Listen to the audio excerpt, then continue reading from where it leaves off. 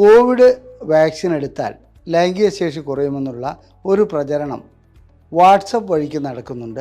നിങ്ങളുടെ dimer test ചെയ്യുക, നിങ്ങൾക്ക് ലൈംഗിക ശേഷി നഷ്ടപ്പെടാം, ഹാർട്ട് അറ്റാക്ക് വരാം എന്നൊക്കെ പറഞ്ഞ്. ഇന്നിപ്പോൾ ഏത് കാര്യത്തിനും വാട്സപ്പ് യൂണിവേഴ്സിറ്റി അതിന് ഉത്തരം നൽകുന്നുണ്ട്. ഗൂഗിൾ ബാബയും വാട്സപ്പ് യൂണിവേഴ്സിറ്റിയുമാണ് എല്ലാ കാര്യങ്ങളും നിയന്ത്രിച്ചുകൊണ്ട് പോകുന്നത്.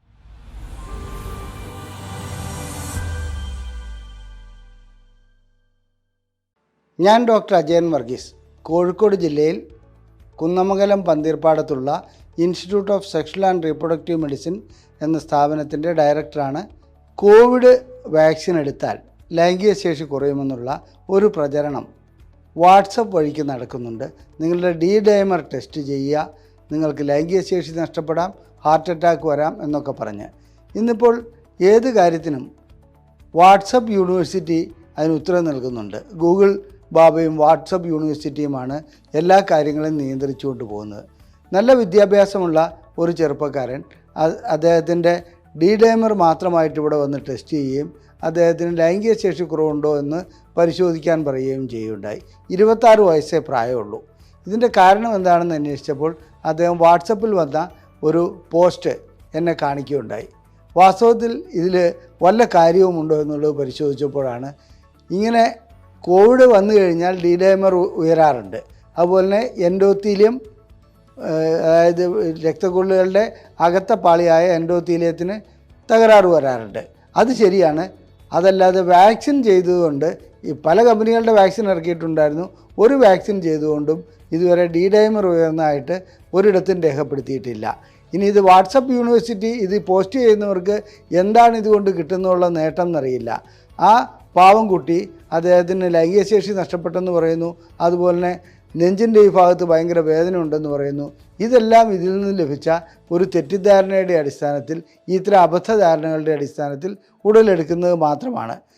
കോവിഡ് വാക്സിൻ ചെയ്തുകൊണ്ട് ഇതുവരെ ആർക്കും ലൈംഗിക ശേഷി നഷ്ടപ്പെട്ടതായിട്ട് അറിവില്ല. ഒരു പഠനവും അതങ്ങനെ തെളിയിക്കുന്നില്ല. മാത്രമല്ല, international association of sexual medicine practitioners modern മെഡിസിൻ്റെ ചെയർമാനാണ് ഞാൻ. ഞങ്ങളുടെ അസോസിയേഷനിൽ അത്തരം കേസുകൾ ഇന്ത്യയിൽ ഒരിടത്തുനിന്നും റിപ്പോർട്ട് ചെയ്തിട്ടുമില്ല. എന്നാൽ ഞങ്ങൾക്ക് ചില റിപ്പോർട്ടുകൾ ലഭിച്ചിട്ടുണ്ട്. കോവിഡ് വാക്സിൻ എടുത്തതല്ല, ICUവിൽ കിടന്ന ചില രോഗികൾക്ക്, കോവിഡ് ബാധിച്ച് ICUവിൽ കിടന്നിട്ട് അസുഖം ഭേദമായ ചില വ്യക്തികൾക്ക് അതുവരെ പ്രമേഹമില്ലായിരുന്നു, അവർക്ക് പ്രമേഹം കണ്ടു തുടങ്ങി. അതുപോലെ തന്നെ അവർക്ക് ഹാർട്ടിന് പ്രശ്നമില്ലായിരുന്നു, ഹാർട്ടിന് പ്രശ്നങ്ങൾ കണ്ടു തുടങ്ങി. അതുപോലെ ലൈംഗിക ശേഷി നഷ്ടപ്പെട്ടതായിട്ട് ഇത്തരം കാര്യങ്ങൾ ഉണ്ടാകാറുണ്ട്. കാരണം കോവിഡ് രോഗത്തിൻ്റെ ചികിത്സ വളരെ കോംപ്ലിക്കേറ്റഡ് ആയിരുന്നു. അതിനകത്ത് വളരെയധികം പ്രയാസങ്ങളുണ്ടായിരുന്നു. ICUവിൽ കിടക്കേണ്ടി വരുന്നു. പല രീതിയിലുള്ള മരുന്നുകൾ നൽകേണ്ടി വരുന്നുണ്ട്. ചില മരുന്നുകൾ നൽകുമ്പോൾ പ്രമേഹം ഉടലെടുക്കാറുണ്ട്. അങ്ങനെ പ്രമേഹം ബാധിച്ച് അതുപോലെ തന്നെ കോവിഡിൻ്റെ ഇതുവഴിക്ക് ഡൈമർ ഉയർന്നോ ക്ലോട്ട് ഉണ്ടായിട്ടോ ലൈംഗിക ശേഷി നഷ്ടപ്പെട്ടതായിരിക്കും. അതിൻ്റെ പഠനങ്ങൾ നടന്നു വരുന്നേ ഉള്ളൂ. എന്നിരുന്നാലും കോവിഡ് രോഗം വന്നാൽ ലൈംഗിക ശേഷി നഷ്ടപ്പെടുമോ എന്ന് ചോദിച്ചാൽ അതിനൊരു സാധ്യതയുണ്ട്. അതല്ലാതെ വാക്സിൻ ചെയ്യുന്നതുകൊണ്ട് ഒരിക്കലും ലൈംഗിക ശേഷി നഷ്ടപ്പെട്ടതായി ഇതുവരെ അറിവിലില്ല. കോവിഡ് അസുഖം ബാധിച്ച് ICUവിൽ കിടന്നിരുന്ന 4 രോഗികളിവിടെ ചികിത്സയ്ക്ക് വരികയുണ്ടായി. അവരെ സംബന്ധിച്ചിടത്തോളം അവർക്ക് അതിനു മുമ്പ് പ്രമേഹമില്ലായിരുന്നു, പ്രഷറില്ലായിരുന്നു, കൊളസ്ട്രോൾ ഇല്ലായിരുന്നു. ഏതാണ്ട് 60 വയസ്സായിരുന്നു. 60നും 65നും ഇടയിൽ പ്രായമുള്ള വ്യക്തികളാണ് ലൈംഗികമായിട്ടുള്ള ചികിത്സയ്ക്ക് വന്നത്. അവരിൽ ഒരു വ്യക്തിയെ സംബന്ധിച്ചിടത്തോളം നല്ല രീതിയിലുള്ള പ്രമേഹം കാണുകയുണ്ടായി. അദ്ദേഹം ICUവിൽ കിടന്നപ്പോൾ അദ്ദേഹത്തിന് ചില മരുന്നുകൾ, സ്റ്റീറോയിഡ് പോലുള്ള മരുന്നുകൾ നൽകേണ്ടി വന്നു. അദ്ദേഹത്തിൻ്റെ ജീവൻ രക്ഷയ്ക്ക് അത് ആവശ്യവുമായിരുന്നു. അങ്ങനെ മരുന്ന് നൽകിയതുകൊണ്ടായിരിക്കാം അദ്ദേഹത്തിന് പ്രമേഹം ഉടലെടുത്തത്.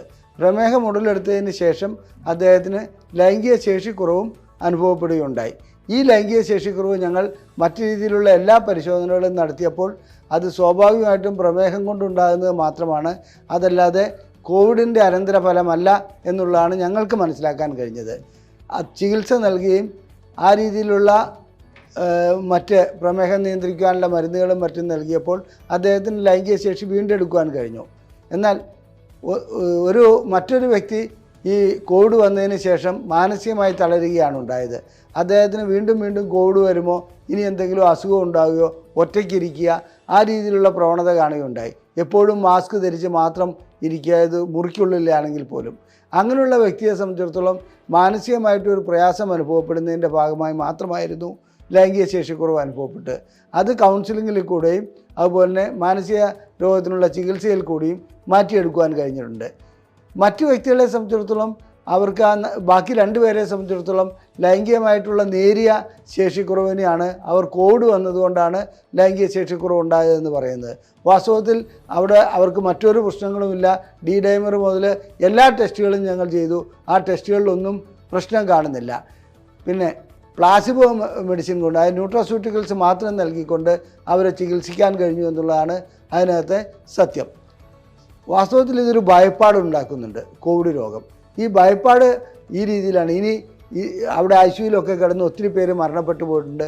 ആ മരണത്തിൻ്റെ എല്ലാം ഓർമ്മകളുമായിട്ട് വരുമ്പോൾ ഇനി തങ്ങൾക്ക് എന്തെങ്കിലും മാരകമായിട്ടുള്ള പ്രശ്നങ്ങൾ ഇനിയും വരുമോ എന്നുള്ള ഭയപ്പാടുണ്ടാകുമ്പോൾ ആ ചിന്ത തന്നെ ലൈംഗികത ഇല്ലാതാക്കും. അതാണ് ഇവിടെ സംഭവിക്കുന്നത്. അതുകൊണ്ട് ചികിത്സ നൽകേണ്ട കേസുകൾക്ക് മാത്രമേ കോവിഡ് വന്ന രോഗികൾക്ക് ചികിത്സ നൽകേണ്ടതുള്ളൂ. അതാണ് നാം മനസ്സിലാക്കേണ്ട പ്രധാന വസ്തുത. കോവിഡ് വന്ന വ്യക്തികളിൽ തന്നെ ഏതാണ്ട് ഒരു 90% വ്യക്തികൾക്കും ഒരു കുഴപ്പവുമില്ലാതെ നല്ല ലൈംഗിക ശേഷിയുണ്ട്, ഹാർട്ടിനോ ഒന്നും ഒരു പ്രശ്നവുമില്ല, ഒരു പ്രോബ്ലം ഇല്ലാതെ പോകുന്നുണ്ട്. അപ്പോൾ മിക്കപ്പോഴും ഇവർക്ക് പ്രമേഹം വരാനും അതുപോലെയുള്ള സാധ്യതകളുള്ള വ്യക്തികൾക്ക് അന്ന് കോവിഡ് ബാധിച്ചിരുന്നെങ്കിൽ അവർക്ക് ആ രീതിയിൽ ലൈംഗിക ശേഷി നഷ്ടപ്പെട്ടതായിരിക്കാം. എന്താണെന്ന് നമുക്ക് തീർത്ത് പറയാൻ പഠനങ്ങളും ഗവേഷണങ്ങളും നടത്തേണ്ടതുണ്ട്.